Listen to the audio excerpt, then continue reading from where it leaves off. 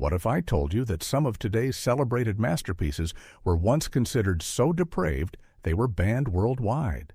These films pushed boundaries so far that governments intervened, yet now they sit on streaming platforms like any other movie. Let's dive into 12 cinematic rebels that broke all the rules and changed filmmaking forever. 12. The Wicker Man, 1973. Imagine a film so terrifying that it made Christopher Lee himself question whether he should have appeared in it. The Wicker Man wasn't your typical horror flick. It was a pagan nightmare that sent 1970s audiences running for the exits.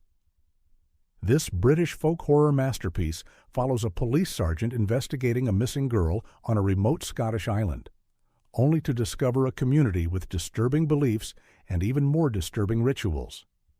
What made this film so shocking wasn't gore or jump scares, but its psychological horror and the utterly bone-chilling final scene that still haunts viewers today. The film was butchered by its studio with different versions released in different countries, and the original negative was reportedly destroyed. For decades, fans wondered if they'd ever see director Robin Hardy's complete vision. The film's power lies in how it subverts expectations. Our hero isn't fighting supernatural evil, but confronting the terrifying reality of human belief systems pushed to their extremes. When the film was finally restored and released in its complete form, critics hailed it as one of the greatest horror films ever made. Its influence can be seen in everything from Midsommar to modern folk horror revival. The Wicker Man proved that sometimes the most terrifying monsters are the ones wearing friendly faces. 11. The Man Who Fell to Earth, 1976. David Bowie wasn't just acting in this sci-fi masterpiece. He practically became the alien he portrayed, blurring the lines between reality and fiction so completely that audiences didn't know what to make of it. Director Nicholas Roeg's visually stunning film follows an extraterrestrial who comes to Earth seeking water for his dying planet, only to become corrupted by human greed, desire, and alcoholism. What made this film so shocking in 1976 wasn't aliens or space travel. It was the unflinching look at addiction, corporate exploitation, and sexuality that pushed boundaries. Bowie's full frontal nudity and explicit scenes were enough to get the film slapped with an X rating, effectively banning it from mainstream theaters. The film was also controversial for its commentary on American capitalism and environmental destruction, themes that hit uncomfortably close to home.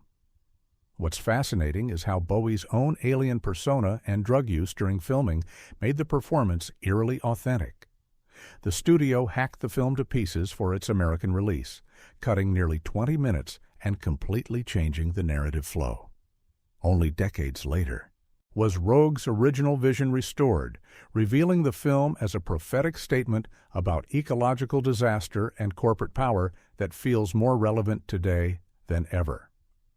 The Man Who Fell to Earth wasn't just a sci-fi film, it was a hallucinatory journey that asked uncomfortable questions about humanity's future. 10. Salo, or The 120 Days of Sodom, 1975.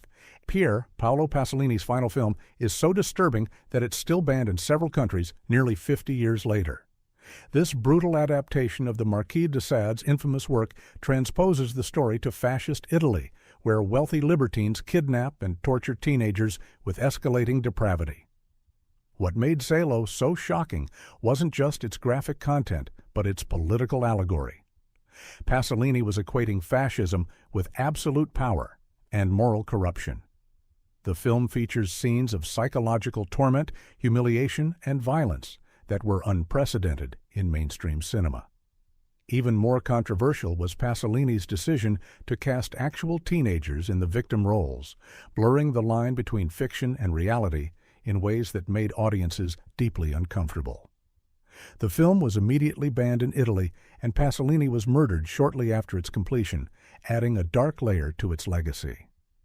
What's fascinating is how Salo has been reevaluated over time, with many critics now recognizing it as a powerful condemnation of authoritarianism rather than mere exploitation. The film's unflinching gaze at the psychology of power and abuse remains deeply unsettling precisely because it refuses to look away from humanity's darkest impulses. Salo isn't an easy watch. It's not supposed to be, but it stands as one of cinema's most fearless explorations of how power corrupts absolutely. 9. I Spit on Your Grave, 1978. Before revenge thrillers became mainstream, this exploitation shocker pushed the boundaries so far that it was banned in multiple countries and condemned by critics like Roger Ebert as a vile bag of garbage. The film follows a young writer who is brutally assaulted and then systematically hunts down her attackers, delivering increasingly graphic revenge. What made I Spit on Your Grave so controversial wasn't just its extended assault sequence, which runs nearly 30 minutes, but its refusal to sanitize either the violence or the revenge. Director Mir Zarchi insisted the film was a feminist statement about justice, but many saw it as exploitative torture porn. The British Board of Film Classification refused to pass it uncut until 2001, and it was placed on the Video Nasty list in the UK, making it illegal to sell or rent. What's fascinating is how the film has been re-examined through a modern lens, with some feminist critics reclaiming it as a subversive take on rape revenge narratives that puts the focus squarely on female rage and agency. The film's legacy is complicated. It's undeniably difficult to watch, yet it paved the way for more nuanced explorations of trauma and revenge in films like Kill Bill and Promising Young Woman. Love it or hate it, I Spit on Your Grave forced audiences to confront uncomfortable questions about violence, justice, and cinematic representation. 8. The Devils, 1971. Ken Russell's historical drama about a 17th-century priest accused of witchcraft was so controversial that Warner Brothers spent decades trying to suppress the complete version. The Devils combines religious persecution, political intrigue, and graphic imagery in ways that shocked 1970s audiences. Based on real events, the film stars Oliver Reed as Father Grandier, whose defiance of Cardinal Richelieu leads to accusations of demonic possession and an exorcism that descends into chaos. What made The Devils so shocking was its fusion of religious themes with explicit sexuality and violence, particularly a scene of possessed nuns in a convent that bordered on orgiastic. The British censors demanded extensive cuts, while American theaters released an even more butchered version. For decades, the complete version was thought lost, with only bootleg copies circulating among film enthusiasts. When the director's cut was finally released in 2012, critics hailed it as a masterpiece that courageously explored themes of religious hypocrisy and political corruption. Vanessa Redgrave's performance as the sexually repressed Sister Jean remains one of cinema's most daring portrayals of religious fervor and psychological torment. The Devils wasn't just trying to shock, it was using historical events to critique contemporary institutions, making its censorship all the more ironic. Today, it stands as a bold example of cinema that refused to compromise its vision no matter the cost. 7. Cannibal Holocaust, 1980. This Italian exploitation film was so realistic in its depiction of violence that director Ruggero Deodato was arrested and charged with murder, forced to prove in court that his actors were still alive. Cannibal Holocaust uses the found footage format to follow a documentary team that goes missing in the Amazon, with their recovered footage showing increasingly disturbing behavior. What made the film so shocking wasn't just its graphic violence, but its inclusion of real animal killings, leading to bans in multiple countries and removal from video shelves. The film's most controversial aspect was its blurring of fiction and reality. So convincing were its effects that many believed it was actual snuff footage. Deodato had to bring his actors to court to demonstrate they hadn't actually been killed, and the film was seized by Italian authorities.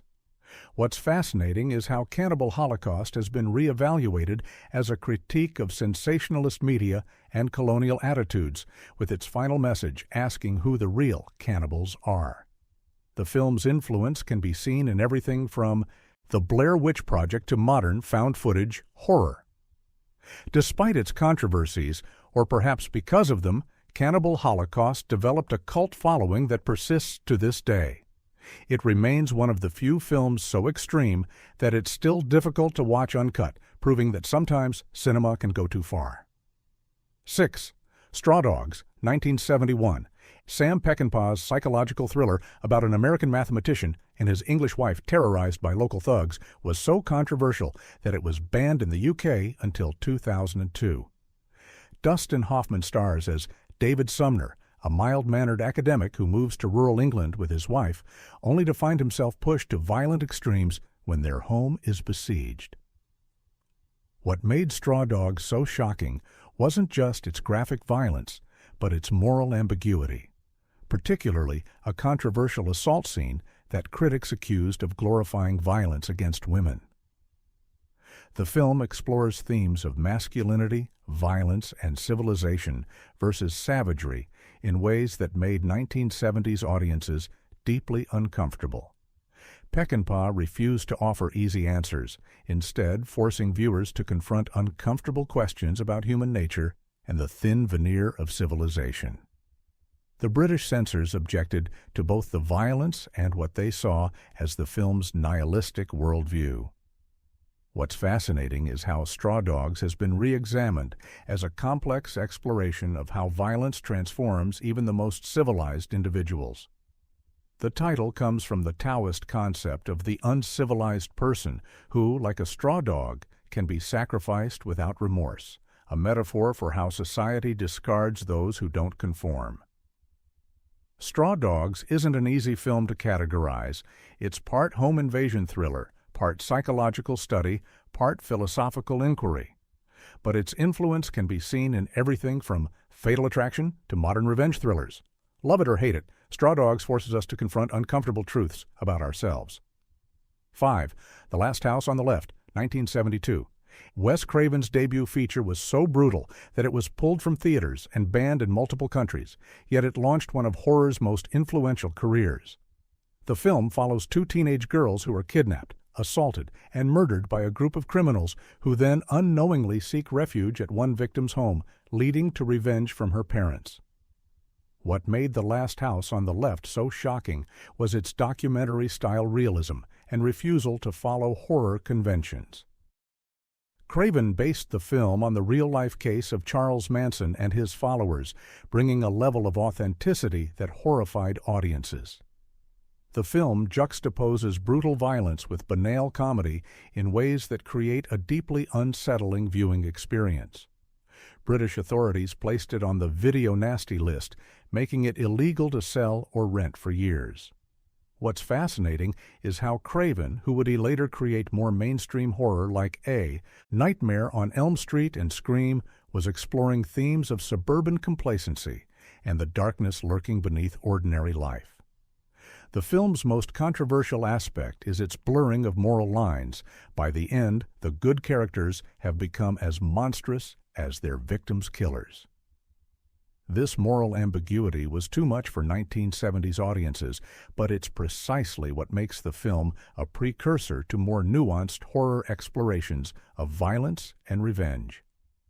The Last House on the Left isn't just a horror film, it's a confrontational examination of how violence begets violence, leaving viewers to question who the real monsters are.